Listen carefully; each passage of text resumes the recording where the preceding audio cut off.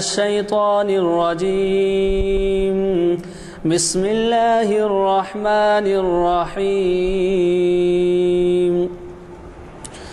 يا أيها الذين آمنوا اتقوا الله ولتنظر نفس ما قدمت لغد واتقوا الله إن الله خبير بما تعملون ولا تكونوا كالذين نسوا الله فأنساهم أنفسهم أولئك هم الفاسقون لا يستوي أصحاب النار وأصحاب الجنة أصحاب الجنة هم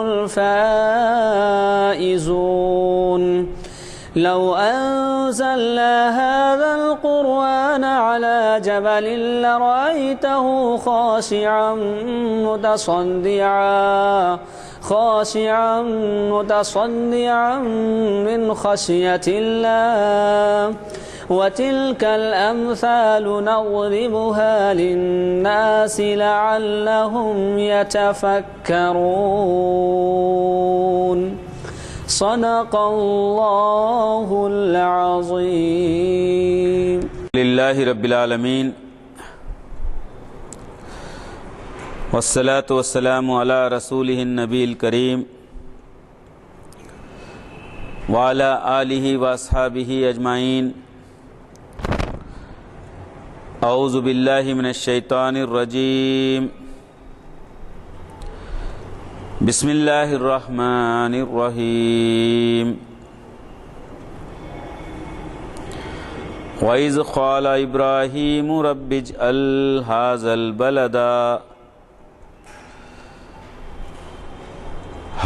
البلد آمنا واجنبني وبني أن نعبد الأصنام رب إنهن أضللن كثيرا من الناس فمن تبعني فإنه مني ومن عصاني فإنك غفور رحيم ربنا إني أسكنت من ذريتي بواد غير ذي زرع عند بيتك المحرم ربنا ليقيموا الصلاة فاجعل أفئدة من الناس تهوي إليهم وارزقهم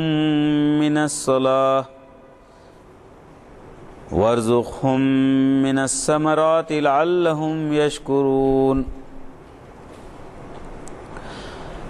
ربنا إنك تعلم ما تخفي وما نعلن ربنا إنك تعلم ما نخفي وما نعلن وما يخفى على الله من شيء في الأرض ولا في السماء الحمد لله الذي وهب لي على الكبر إسماعيل وإسحاق إن ربي لسميع الدعاء رب اجعلني مقيم الصلاة ومن ذريتي ربنا وتقبل دعاء ربنا اغفر لي ولوالدي وللمؤمنين يوم يقوم الحساب رب اشرح لي صدري ويسر لي أمري واحلل عقدة من لساني يفقهوا قولي صدق الله المولانا العظيم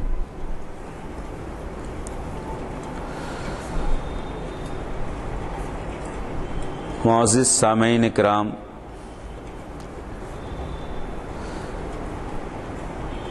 آج حسب پروگرام بروز پیر مسجد عالیہ گن فاؤنڈری حیدرآباد کے کانفرنس ہال میں شریعت انفارمیشن لیکچر کے سلسلے میں حضرت ابراہیم علیہ السلام اور اسماعیل علیہ السلام کی دعائیں آج کے تناظر میں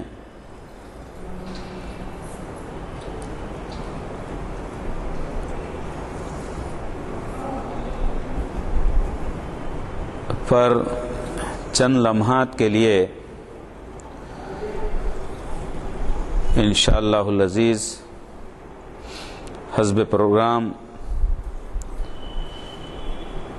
میں انور خان آپ سے مخاطب ہوں۔ رب العالمین اللہ تبارک تعالیٰ سے دعا ہے کہ آج کی اس نشست میں موضوع کے مطابق جتنی باتیں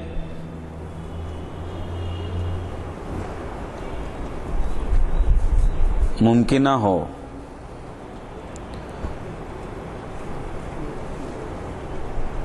جو رب العالمین کی جانب سے ہمارے ذہن میں آئیں، ہماری صلاحیت میں آئیں، ان کو ہم بہتر انداز میں کہیں اور یہ گفتگو ہم سب کے حق میں،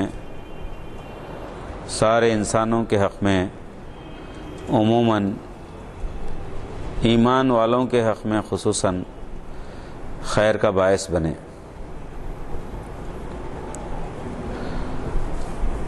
حضرت ابراہیم علیہ السلام اور اسماعیل علیہ السلام کا نام لینے کے ساتھ ہی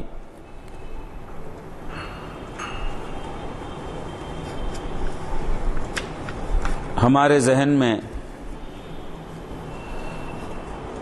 بہت ساری باتیں آپ دونوں کے متعلق اور آپ کے دوسرے 4 افراد خاندان کے متعلق فوراً وہ نظارے آ جاتے ہیں جو آج سے 4000 سال قبل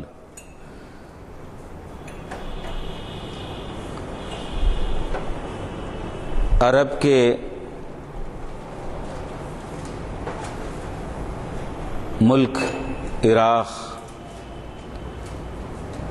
اور اس کے شہر پھر وہاں سے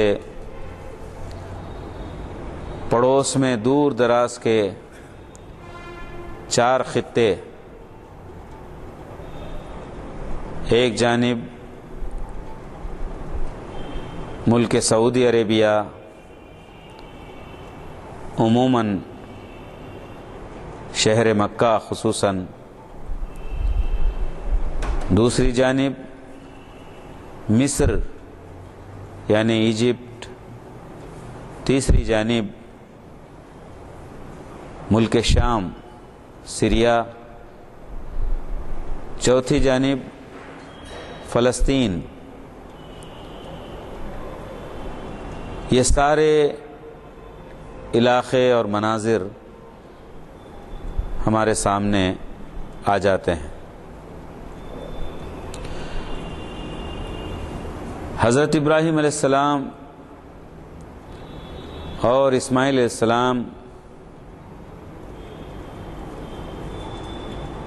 نے آپ کو اللہ کی جانب سے جو حکم ہوا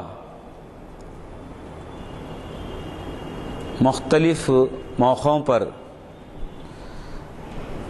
اللہ نے آپ کو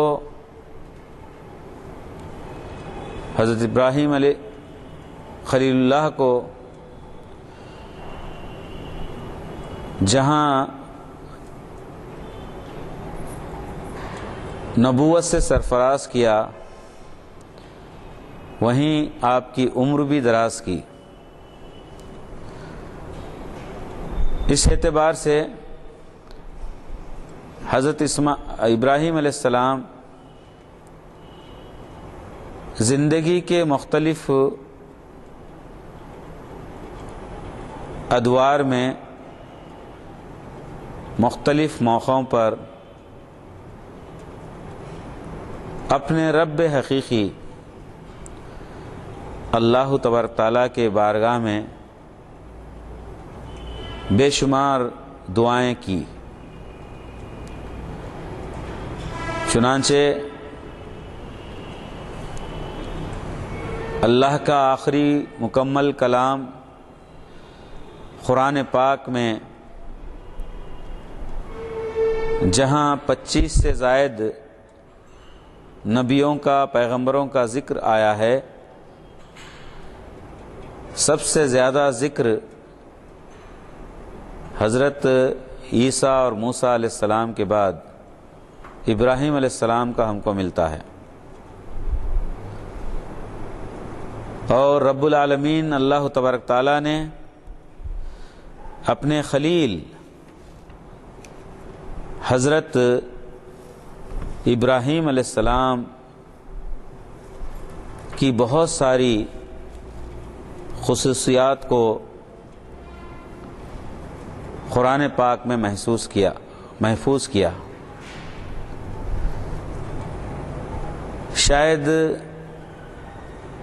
ہماری یہ زبان، ہمارا یہ ذہن اور میسر یہ وقت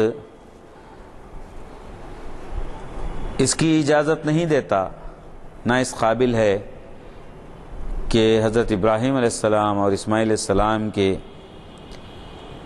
ساری سیرت کا ہم احاطہ کر سکیں۔ اس موقع پر صرف ہم اکتفا کرتے ہیں آپ کی چند ایک دعائیں، ساری دعاؤں کا بھی ہم احاطہ نہیں کر پا سکتے، چند ایک دعاؤں پر غور و فکر کرنے کی اس موقع پر ہم کوشش کریں۔ جس وقت اللہ تبارک تعالیٰ نے حضرت اسماعیل علیہ السلام کے ابو حضرت ابراہیم خلیل اللہ اپنی چھوٹی عمر میں ہی رب حقیقی کے تلاش میں تجسس کرنا شروع کیے، غور و فکر کرنا شروع کیے، اس موقع پر رب العالمین نے آپ سے کہا کہ اذ قال لہ اسلم، سورہ بقرہ میں محفوظ ہے یہ باتیں۔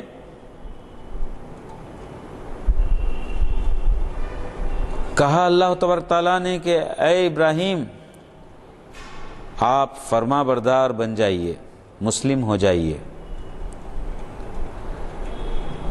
ابراہیم خلیل اللہ نے فوراً اس کا جواب دیا، قال اسلمت لرب العالمین، میں مالک کائنات کا مسلم ہو گیا، فرما بردار ہو گیا۔ ابراہیم علیہ السلام، حضرت ابراہیم خلیل اللہ کے متعلق رب العالمین نے آپ کی بے شمار خصوصیات بیان کی ہیں قرآن پاک میں، جن میں حضرت ابراہیم خلیل اللہ کی ایک خصوصیت مفکر کی ہے،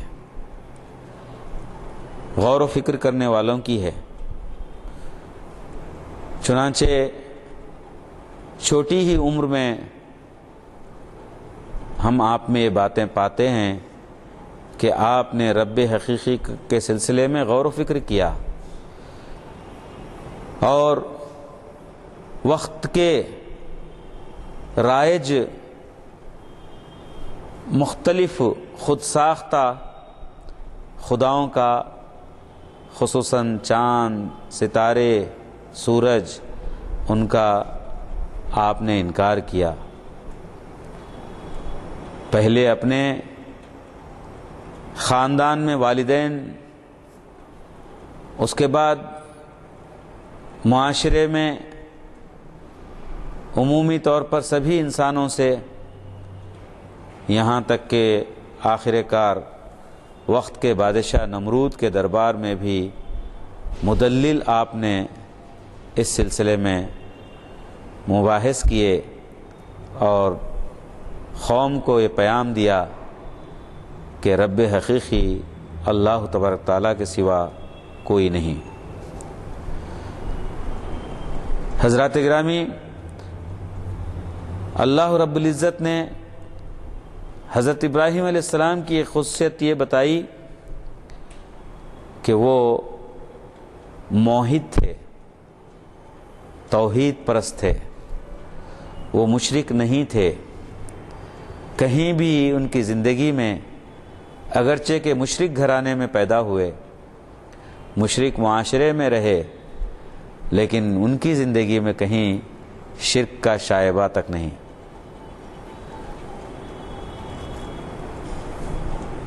دوسری خصوصیت یہ آپ کی بیان کی گئی کہ آپ حنیف تھے، مخلص تھے، آپ کے پاس کوئی ملاوٹ نہیں تھی۔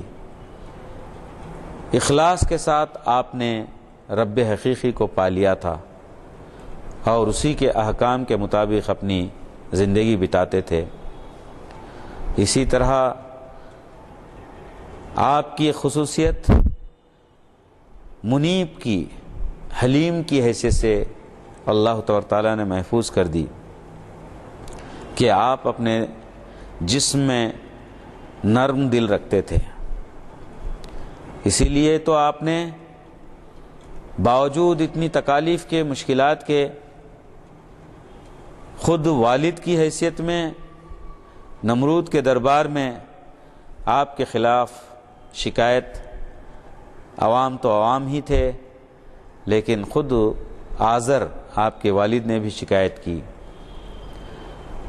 آخر کار وہ وقت آیا جب کہ ابراہیم علیہ السلام نے موقع پا کر بادشاہ کا جو عبادت خانہ تھا، جہاں پر بے شمار بت رکھے ہوئے تھے، ان کی شکنی کی، ان کو توڑا۔ آخر کار اس کے بدلے میں بادشاہ نے عبرتناک سزا کا اعلان کیا اور حکم کیا کہ سارے شہر ار کے لوگ آگ جلائیں گے، اس آگ میں حضرت ابراہیم علیہ السلام کو جھونکا جائے گا۔ لیکن جس کو اللہ رکھے اس کو کون چکے کہ مصداق، اللہ کے حکم سے آگ حضرت ابراہیم علیہ السلام پر ٹھنڈی ہو جاتی ہے۔ آخر کار حضرت ابراہیم علیہ السلام کو ملک بدر کر دیا جاتا ہے۔ جس قافلے میں صرف آپ کی بیوی بی بی ہاجرہ اور آپ کے بھتیجے لوط ساتھ ہو جاتے ہیں۔ اللہ تبارک تعالیٰ نے حضرت ابراہیم علیہ السلام کی خصوصیت صدیق کی حیثیت میں، سچے کی حیثیت میں کی کہ آپ نے جھوٹ کا سہارا نہیں لیا، آپ سچے تھے، صدیق تھے۔ سوائے اس کے کہ حکمت کے طور پر وہی موقع تھا جب ساری قوم ایک بڑے عید منانے کے لیے شہر سے باہر جا رہی تھی، تو آپ کو بھی ساتھ چلنے کے لیے کہا گیا، اصرار کیا گیا۔ آپ اس شرکیہ عمل سے بچنے کے لیے اس وقت آپ نے ایک بات کہی تھی حکمتاً مصلحتاً کہ وہ ساتھ نہیں چلیں گے اس لیے کہ ان کی صحت ناساز ہے، سوائے اس کے آپ کبھی جھوٹ کا سہارا نہیں لیے، آپ ہمیشہ حق پرستی سچائی کا سہارا لیے۔ حضرت ابراہیم علیہ السلام کی اور آپ کے فرزند ارجمند حضرت اسماعیل علیہ السلام کی خصوصیات میں ایک خصوصیت اللہ تبارک تعالیٰ نے محفوظ کر دی، وہ ہے قوت عمل۔ حضرت ابراہیم علیہ السلام اور اسماعیل علیہ السلام بڑی ہی قوت عمل کے مالک تھے، چنانچہ آپ کی ساری زندگی کو ہم دیکھتے ہیں، خواہ بچپن میں، جوانی میں، بڑھاپے میں، اکیلے میں، چاہے بے شمار آزمائشیں پیش آ جائیں، بس ثبات قدمی کا مظاہرہ، اللہ کے حکم کے سوا کسی اور کے حکم کے سامنے سرتابی نہیں، اللہ کے حکموں کے مطابق زندگی بتا کر دنیا کے سامنے اپنے قول اور فعل کے ذریعے آپ سچے بندے ہونے کی تصدیق کی۔ اسی لیے اللہ تبارک تعالیٰ نے فرمایا کہ بڑے ہی قوت عمل رکھنے والی شخصیتیں تھیں یہ۔ اس کے بعد ایک مقام پر، ایک سے زائد مقام پر رب العالمین اللہ تبارک تعالیٰ آپ کو ملت اور امت کے لقب سے یاد فرماتا ہے۔ یہ بہت کم ہی لوگوں کو، کم ہی انبیاء کے ساتھ، کم ہی پیغمبروں کے ساتھ ہم اس کو دیکھتے ہیں۔ ملت اور امت ایک بہت بڑی انسانوں کی اجتماعیت کو کہتے ہیں۔ امت اور ملت ایک بہت بڑے انسانوں کے مجموعے کو، جو ایک بہت بڑے فریضے کو انجام دے، اس کو کہتے ہیں۔ لیکن ہمیں پتہ ہے کہ حضرت ابراہیم علیہ السلام کے اس ربانی کاروان میں، آپ کے اس مشن میں، آپ اور آپ کی اہلیہ محترمہ ہماری مائی صاحبہ بی بی ہاجرہ اور آپ کے بھتیجے لوط پہلے تین کے سوا کوئی نہیں تھے۔ اس کے بعد جب آپ کا سفر شروع ہوا بیرونی ممالک کا، تو وہاں پر سعودی عرب مکہ جا کر بڑی عمر میں آپ کے ساتھ اور ایک فرد کا اضافہ ہوا، اسماعیل علیہ السلام کا۔ اسی طریقے سے اور ایک فرزند کا اضافہ ہوا اسحاق علیہ السلام کا۔ اسی طریقے سے اور ایک ہماری مائی صاحبہ بی بی سارہ کا اضافہ ہوا۔ تو بس زیادہ سے زیادہ 6 افراد پر مشتمل یہ ایک انسانی گروہ تھا۔ رب العالمین نے کہا کہ یہ اپنے میں آپ ملت ہیں، اپنے میں آپ امت ہیں، یعنی ایک بہت بڑا فریضہ، ایک بہت بڑا کام جو انسانوں کے لیے، سارے معاشرے کے لیے انجام دینا ہو، ایک بہت بڑی اجتماعیت مل کر جو دے سکتی ہے طویل عرصے میں، تو یہ صرف 6 افراد پر مشتمل ہی ایک چھوٹا سا گروہ ایک ملت کے مصداق، ایک امت کے مصداق فرائض کو انجام دیا۔ اسی لیے اللہ تبارک تعالیٰ نے آپ کی یہ خصوصیات کو محفوظ کر دیا۔ اس کے ساتھ اللہ تبارک تعالیٰ نے آپ کی خصوصیات میں مصلح، اصلاح کرنے والے، سماج کی، انسان کی اصلاح کرنے والے، مبلغ، اس کے سلسلے میں ہم تبلیغ کے سلسلے میں کیا بتا سکتے ہیں کہ آپ کی ساری زندگی تبلیغ تھی۔ آپ نے زبان کھولی تو ماں باپ سے مخاطب ہوئے، ان کے رسم و رواجوں کو، مشرکانہ افکار کی خلاف ورزی آپ نے کی، للکارا ان کو، ان سے کہا کہ اے میرے والدین، کیا حرکت کر رہے ہو تم، کیا عمل کر رہے ہو، میں تم سب کو جہالت میں پاتا ہوں، چھوڑو یہ راستہ، یہ بت جن کو تم اپنے ہاتھوں سے بناتے ہو، ان کے سامنے تم ان کی عبادت کرتے ہو، ان کے سامنے دعائیں کرتے ہو، کیا یہ آپ کو دیکھتے ہیں؟ کیا آپ کی دعاؤں کو سنتے ہیں؟ کیا آپ کی دعاؤں کو قبول کرتے ہیں؟ اس قسم کے جو ہے انداز میں حضرت ابراہیم علیہ السلام نے دعوت و تبلیغ کا کام اپنے گھر سے شروع کیا، اپنے افراد خاندان سے۔ معاشرے کے سارے انسانوں کے سامنے آپ نے یہی کام کیا۔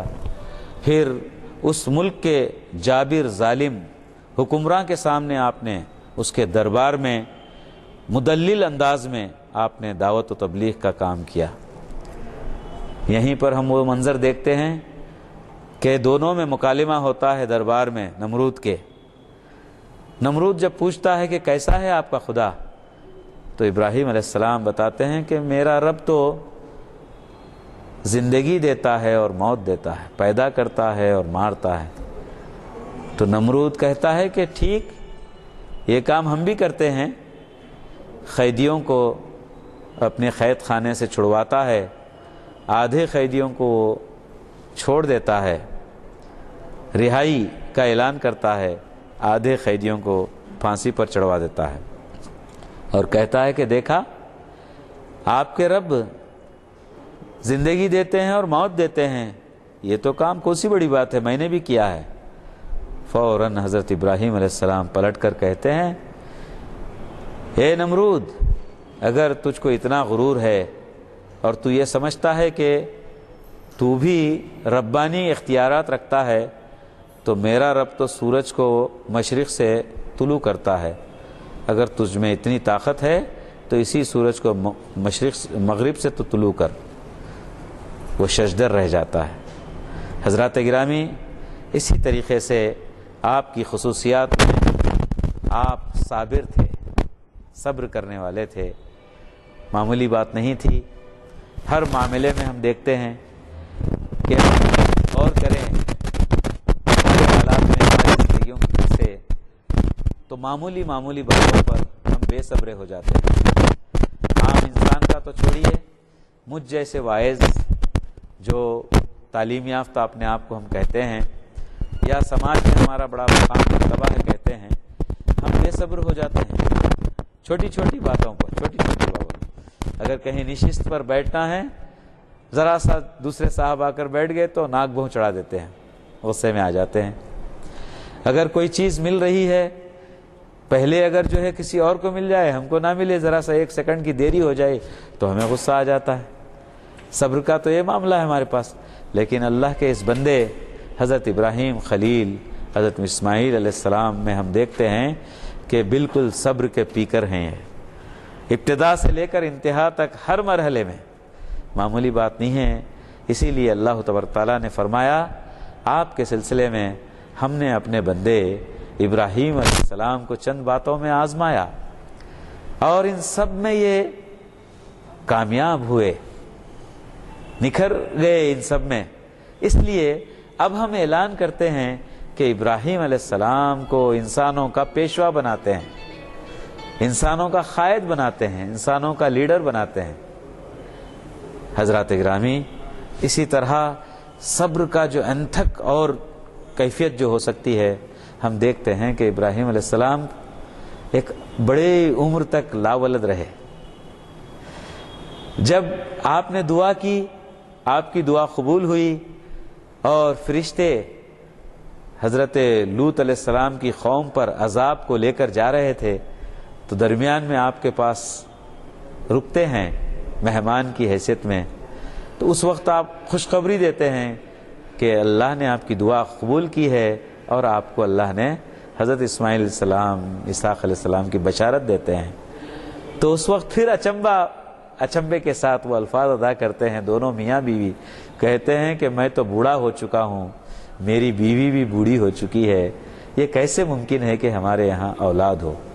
تو اندازہ لگائیے، عمر کی انتہا کو پہنچ رہے ہیں، کیسے صابر تھے ہوں گے یہ لوگ۔ اور اس عمر کی انتہا میں اللہ نے جو اولاد عطا فرمائی، آخر کار ساری دنیا آج جس سنت ابراہیمی، سنت اسماعیلی کی تکمیل کرتی ہے اس مہینے ذی الحج میں، چاہے وہ حج کے پورے اراکین کی ادائیگی ہو، اس میں قربانی کا اہتمام ہو، کس بات کی علامت ہے؟ اس صبر کی انتہا کی علامت ہے۔ جب حضرت ابراہیم علیہ السلام نے اللہ کے حکم کے مطابق اپنے بڑی عمر میں میسر آئے اپنے جگر گوشے حضرت اسماعیل علیہ السلام کی قربانی کا آپ کو جب حکم ہوا، آپ کو لے چلتے ہیں، اور اس وقت جب آپ کو اطلاع کرتے ہیں کہ بیٹے اللہ کا یہ حکم ہے کہ میں تجھے قربان کر دوں، تو اس وقت کے الفاظ کیا تھے حضرت اسماعیل علیہ السلام کے؟ ابا جان، اگر یہ اللہ کا حکم ہے تو آپ دیر مت کیجئے، آپ چھری پھرا دیجئے، قربانی میری کر دیجئے، میں تیار ہوں، انشاءاللہ مجھے آپ صابروں میں پائیں گے، صبر کرنے والوں میں پائیں گے۔ تو یہ خصوصیات اللہ تبارک تعالیٰ نے محفوظ کر دی ان دونوں کی، اور اللہ کی جو نعمتیں آپ کو ملی مختلف حیثیتوں میں، اس پر شکر کرنے والے شاکر تھے آپ دونوں، سارے افراد خاندان، یہ خصوصیت کو اللہ تبارک تعالیٰ نے محفوظ کر دی۔ اسی طرح حضرت ابراہیم علیہ السلام اور اسماعیل علیہ السلام دوربین اور دور اندیش تھے۔ اب اس کو انگریزی میں آپ یہ بھی کہہ سکتے ہیں ویژنری۔ چنانچہ حضرت ابراہیم علیہ السلام اور اسماعیل علیہ السلام کی دعاؤں میں ہم وہ باتیں پاتے ہیں، کاش اس دور میں جائیں ہم 4000 سال پیچھے، اور وہاں آپ دونوں کی دعاؤں کو پڑھیں اور سمجھنے کی کوشش کریں تو پتہ چلے گا کہ یا اللہ یہ کیسی دعائیں ہیں کہ دونوں مل کر دعا کر رہے ہیں کہ اللہ تیرے حکم کے مطابق تیرے گھر کعبۃ اللہ کی دیواریں تعمیر ہم کر رہے ہیں ٹوٹے پھوٹے انداز میں، یا اللہ اس کو قبول فرما، اس میں جو کوتاہی کمزوری ہے ہمیں درگزر فرما۔ اے اللہ اس شہر کے جو لوگ ہیں تجھ پر جو ایمان لائے ہیں ان کو تو رزق سے نواز دے، ثمرات سے نواز دے۔ رب العالمین جواب دیتے ہیں کہ ابراہیم رازق تو ہم سب کے ہیں، رازق تو ہم ہی رازق ہیں سب کے، کوئی اور رازق نہیں ہو سکتا، بلکہ تم انسانوں کے ہی نہیں سارے مخلوق کے جن کو ہم جانتے نہیں ان سب کے رازق ہم ہی ہیں۔ اللہ تبارک تعالیٰ فرماتے ہیں، اور فرماتے ہیں کہ چند روزہ زندگی ہے، ہمیں جو نہیں مانیں گے، ہم پر جو ایمان نہیں لائیں گے ان کو بھی ہم رزق دیں گے، لیکن آخر کار ایک دہکتی ہوئی آگ کی جانب، دوزخ کی جانب ان کو گھسیٹیں گے۔ یہ اللہ تبارک تعالیٰ جواب دیتے ہیں ابراہیم علیہ السلام اسماعیل علیہ السلام کو۔ آپ اندازہ لگائیے یہ جو دعا تھی آخر کون انسان تھے وہاں پر، اور ابراہیم علیہ السلام اسماعیل علیہ السلام اللہ کے حکم کے مطابق اللہ کے گھر کی تعمیر کرتے ہوئے یہ دعا کرتے ہیں کہ اللہ ہماری اس کوشش کو قبول فرما، اس شہر کو امن کا شہر بنا، جبکہ شہر ہی نہیں تھا۔ اگر غور کریں تو آپ، شہر تو کیا گاؤں بھی نہیں تھا، گاؤں بھی نہیں تھا۔ تو ہم دیکھتے ہیں کہ ابراہیم علیہ السلام اسماعیل علیہ السلام کو اللہ تبارک تعالیٰ نے تا قیامت تک کے شہروں کو بتا رہا تھا، بعد میں جو وہاں آباد ہونے والا آج کا جو مکہ شہر ہے اس کو بتا رہا تھا۔ اس کو ذہن میں رکھتے ہوئے ایک ویژنری کی حیثیت میں، ایک دور اندیش کی حیثیت میں حضرت ابراہیم علیہ السلام اسماعیل علیہ السلام دعا کر رہے تھے۔ کاہے کی دعا کر رہے تھے؟ لفظ شہر کا آپ نے استعمال کیا، اس شہر کو امن کا شہر بنا، اس شہر کو امن کا شہر بنا۔ اللہ تبارک تعالیٰ نے بھی ایسی دعا قبول کی کہ الحمدللہ الحمدللہ وہ 4000 سال پہلے سے 4000 سال کے بعد بھی آج تک شہر امن کا ہی شہر ہے۔ درمیان میں ادھر ادھر کچھ واقعات ہوئے ہیں، مثلا ابراہیم حضرت نبی آخر الزمان محمد رسول اللہ صلی اللہ علیہ وسلم کی ولادت سے 51 دن پہلے ابراہہ جو حملہ کرنے کے لیے اپنی ہاتھیوں کی فوج کے ساتھ آ چلا تھا، تو اللہ تبارک تعالیٰ نے کیسے حفاظت فرمائی اپنے گھر کعبۃ اللہ کی۔ یہ 1450 سال پہلے کی بات ہے۔ دعا کب ہوئی تھی؟ 4000 سال پہلے، کہ اللہ اس شہر کو امن کا شہر بنا۔ اور اس گھر کو امن کا گھر بنا دے۔ اللہ تبارک تعالیٰ نے اعلان فرما دیا یہ شہر امن کا شہر ہے، یہ گھر امن کا گھر ہے، اس میں جو داخل ہو گیا وہ مامون ہو گیا، مامون ہو گیا، امانت میں آ گیا وہ۔ الحمدللہ کیسے فیچرسٹک جو ہے دعائیں تھی آپ کی، آپ دونوں کی۔ چنانچہ یہ بھی دیکھیے آپ، حضرت ابراہیم علیہ السلام، اسماعیل علیہ السلام نے جو غذا کے لیے ہے نا ثمرات کے سلسلے میں آپ نے جو دعا کی تھی، کون تھا کھانے والا؟ یہی لوگ تھے، دو لوگ۔ بلکہ ابراہیم علیہ السلام بھی شنٹنگ کیا کرتے تھے ادھر سے ادھر، وہاں نہیں رہتے تھے زیادہ۔ آخر کار صرف بی بی ہاجرہ اور اسماعیل علیہ السلام کو چھوڑ گئے تھے وہاں پہ، دو ہی افراد۔ آہستہ آہستہ یہ انسانی قافلہ بڑھتا گیا، وہاں پر آبادی بڑھتی گئی اور شہر بسا۔ لیکن کون تھے؟ لیکن دعا کیسی تھی کہ اللہ ان کو جو ہے تو کھانے کے لیے بہترین غذائیں دے۔ آج کے تناظر میں دیکھیں ہم، شاید ہی دنیا کے کسی شہر کو، کسی ملک کو یہ وصف حاصل ہے کہ دنیا کی ساری غذائیں جو بنتی ہیں، ساری دنیا میں پیداوار ہوتی ہیں، وہ مکہ شہر اور مدینہ شہر میں، سعودی عرب میں دستیاب ہیں، میسر ہیں۔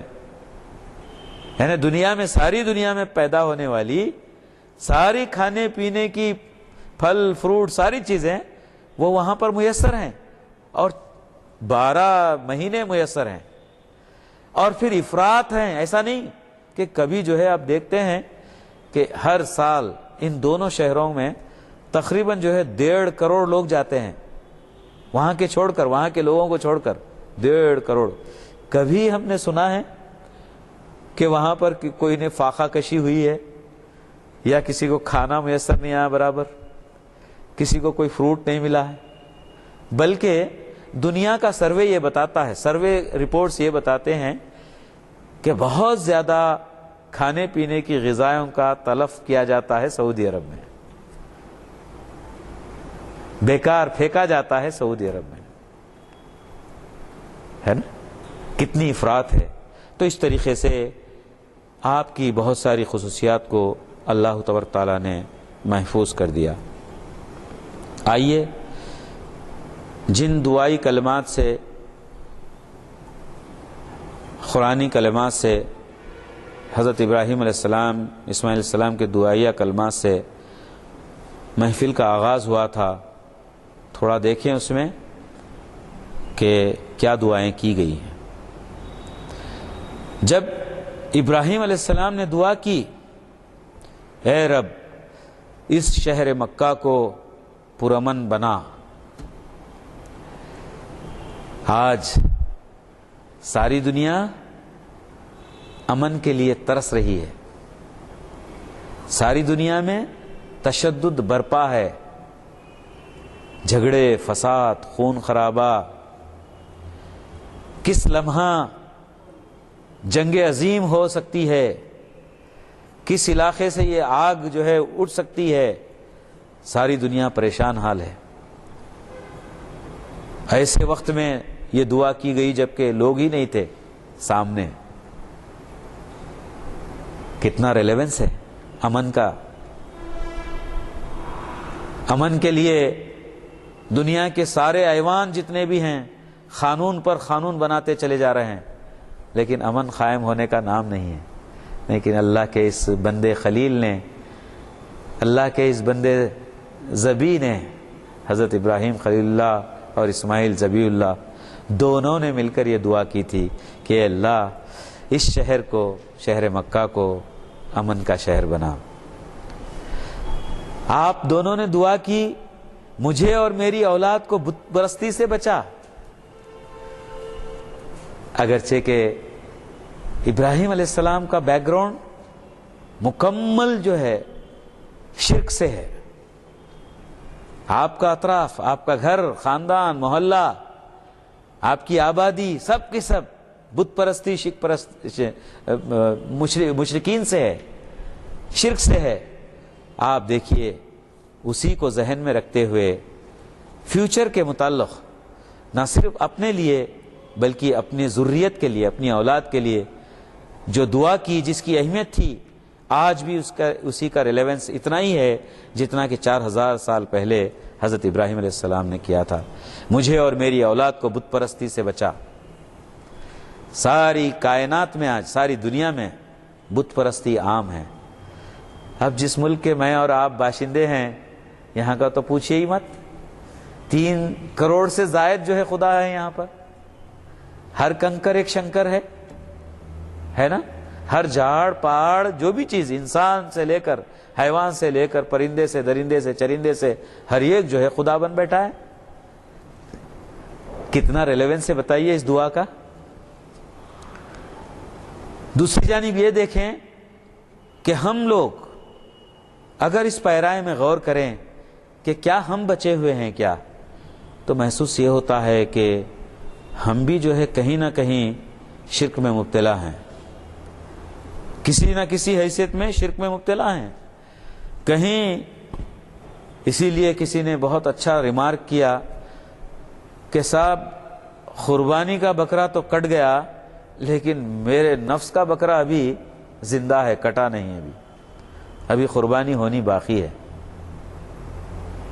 آج ہمارے سماج میں جو ایمان والے ہم اپنے آپ کو جو کہتے ہیں، معمولی ایک دھاگا خدا ہے. ایک رنگ والا دھاگا خدا ہے. رنگین دھاگے کے چند پوتی خدا ہیں ناڑے کی حیثیت میں. دھٹی کی حیثیت میں خدا بنے ہوئے ہیں. ڈنڈے کی حیثیت میں خدا بنے ہوئے ہیں. پنجے کی حیثیت میں خدا بنے ہوئے ہیں. ہے نا صاحب؟ کیا کیا چیزیں نہیں بنی ہمارے پاس. خبریں خدا بنی ہوئی ہیں. ہے نا؟ ساری چیزیں. اللہ اکبر. سیرت ابراہیمی کو دیکھتے ہیں، ابراہیم علیہ السلام کی دعا کتنا ریلیونس ہے، کتنا ریلیونس ہے. اسی لیے اللہ تبارک تعالیٰ نے نبی آخر الزمان محمد رسول اللہ صلی اللہ علیہ وسلم سے مخاطب ہو کر کہا، اے محمد صلی اللہ علیہ وسلم، اپنے جد امجد حضرت ابراہیم علیہ السلام کے دین حنیف کو اختیار کیجیے. آپ خالص دین تھا آپ کا، کوئی ملاوٹ نہیں تھی اس میں، ادھر ادھر کی اگر مگر کی کوئی ملاوٹ نہیں تھی. اس کے بعد دعا کنٹینیو ہے، جاری ہے. اے رب، ان بتوں نے بہتوں کو گمراہ کیا. کن کن حیثیتوں سے ان بتوں نے گمراہ کیا آپ کو پتا تھا؟ آپ کے خاندان میں، آپ کے شہر اور میں.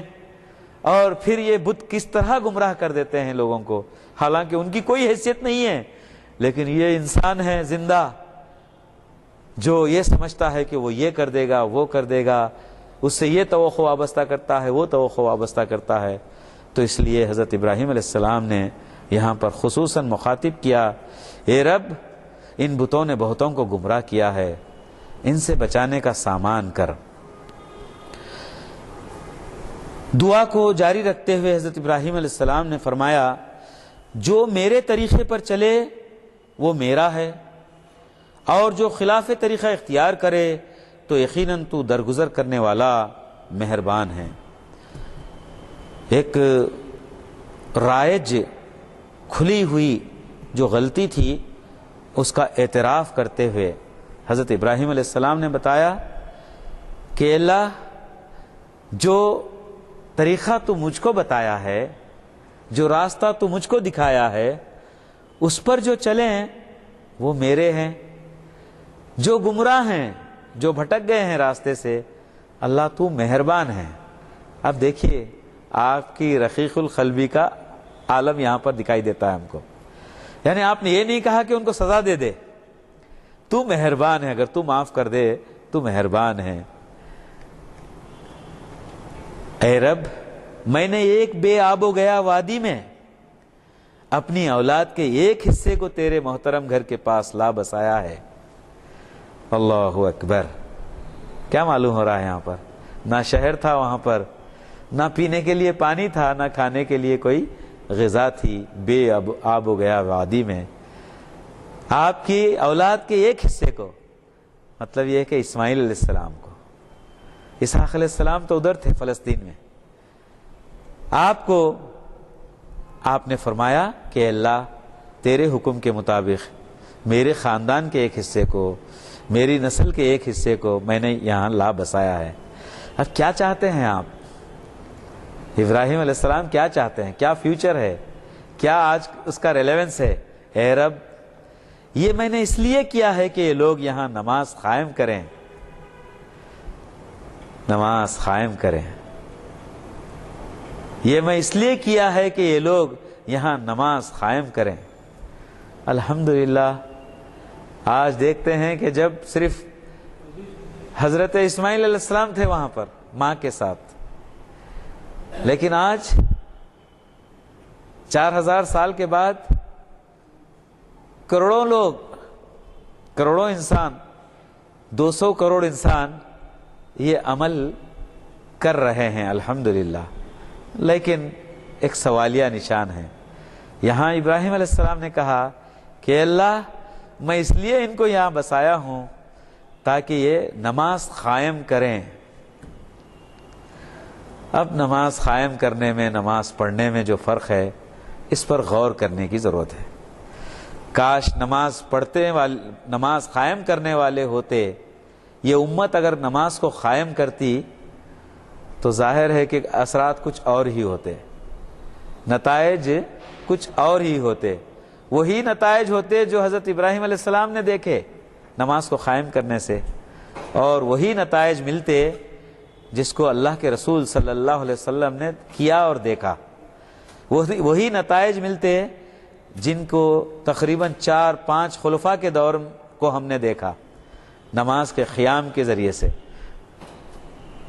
نماز قائم کریں. یا اللہ,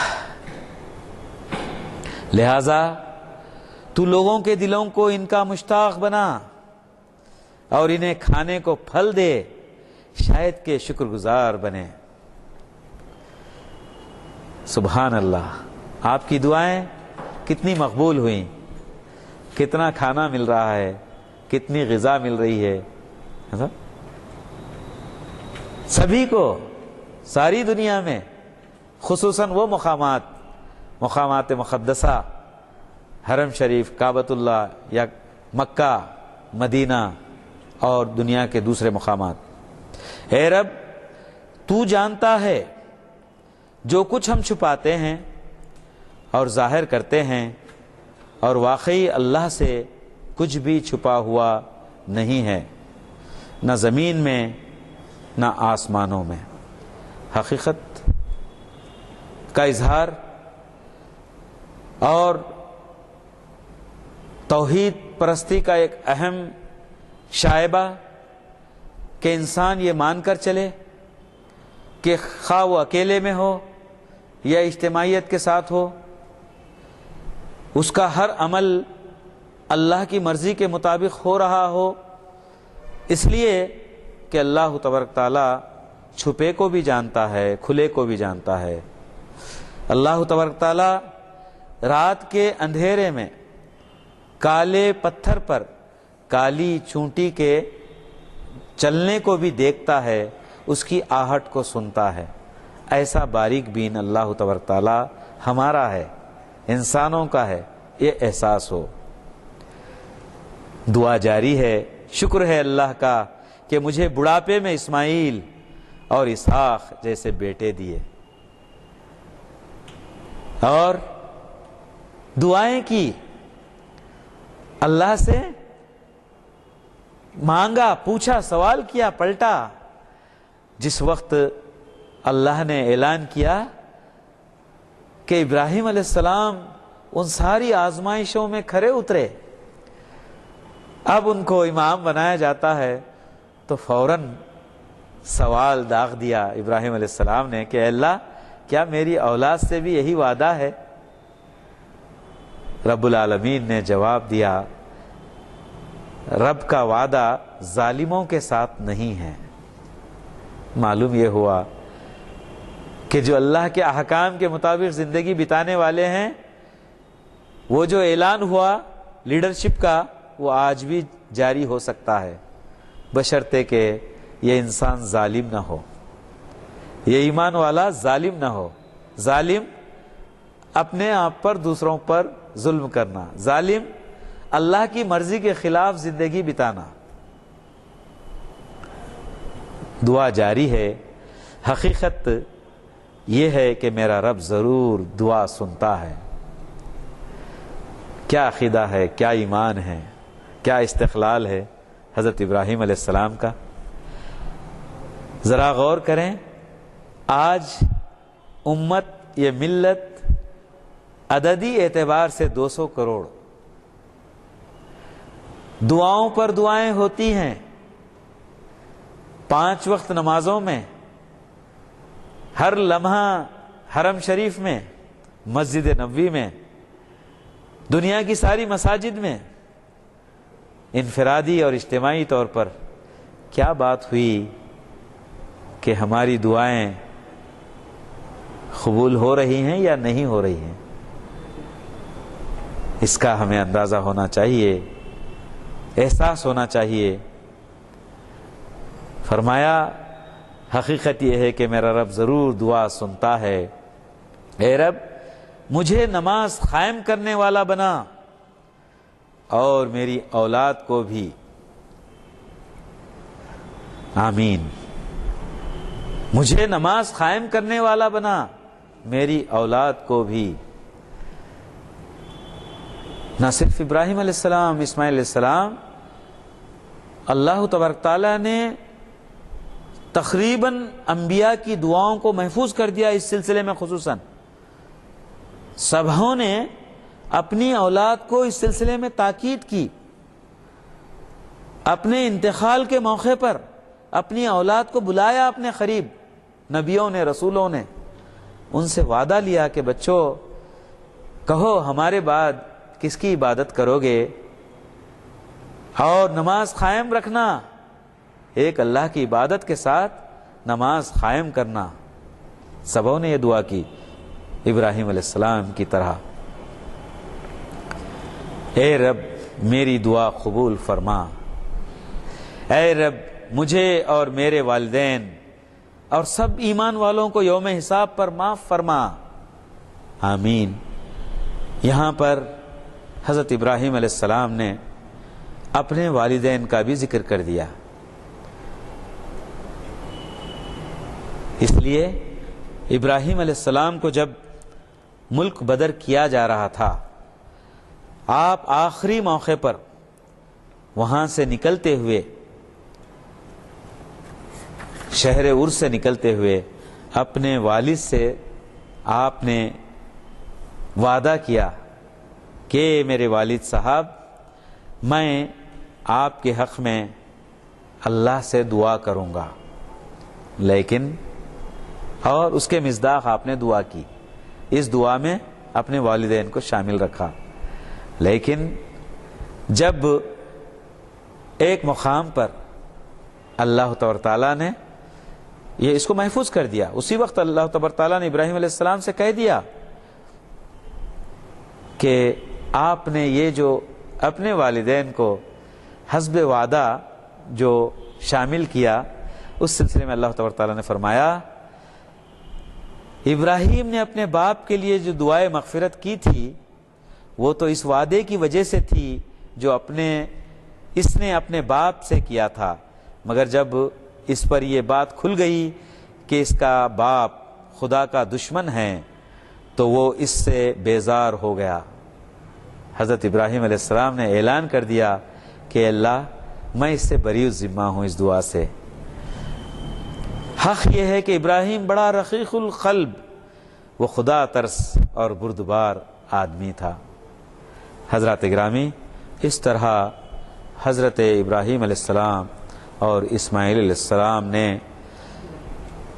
بے شمار دعائیں کی ہیں، اللہ تبارک تعالیٰ نے ان سب کو قرآن پاک میں محفوظ کر دیا ہے، اور وہ سب کے سب مقبول دعائیں تھیں۔ اور ان دعاؤں کی خاص خصوصیت یہ تھی کہ وہ اس وقت کے لیے بھی تھی، آئندہ کے لیے بھی تھی، رہتی دنیا تک کے لیے تھی وہ دعائیں۔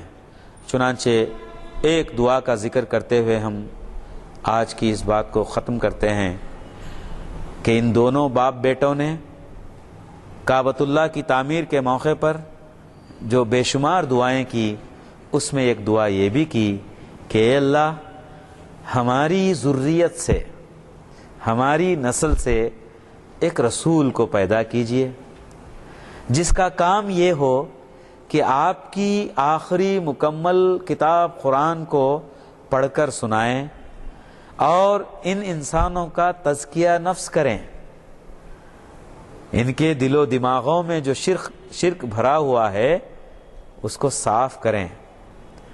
چنانچہ آپ دونوں کی دعا کے ٹھیک 2500 سال بعد، آج سے 1400 سال پہلے، حضرت اسماعیل علیہ السلام کی نسل سے نبی آخر الزماں، معلم اعظم، ہادی اعظم حضرت محمد مصطفیٰ صلی اللہ علیہ وسلم پیدا ہوتے ہیں۔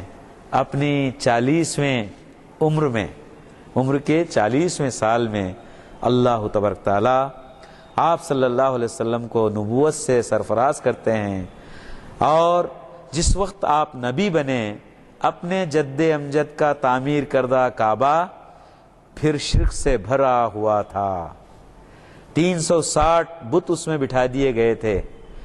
اللہ کے رسول صلی اللہ علیہ وسلم نے اللہ کے حکم کے مطابق، اپنے جد امجد کے عمل کے مطابق، حضرت ابراہیم علیہ السلام، اسماعیل علیہ السلام کے مطابق، پھر اس شرک کو نہ صرف کعبۃ اللہ سے، نہ صرف شہر مکہ سے، نہ صرف سعودی عرب سے، بلکہ سارے عرب سے شرک کے بت کو پاش کر دیا، کلمہ لا الہ الا اللہ محمد الرسول اللہ کے مصداق۔ اس لیے شاعر نے بہت اچھا کہا ہے، جو ہو ابراہیم سا ایمان پیدا، آگ کر سکتی ہے انداز گلستان پیدا، یہ دور اپنے براہیم کی تلاش میں ہے، صنم کدا ہے جہاں لا الہ الا اللہ۔ وآخر دعوانا ان الحمدللہ رب العالمین، والسلام علیکم ورحمۃ اللہ وبرکاتہ۔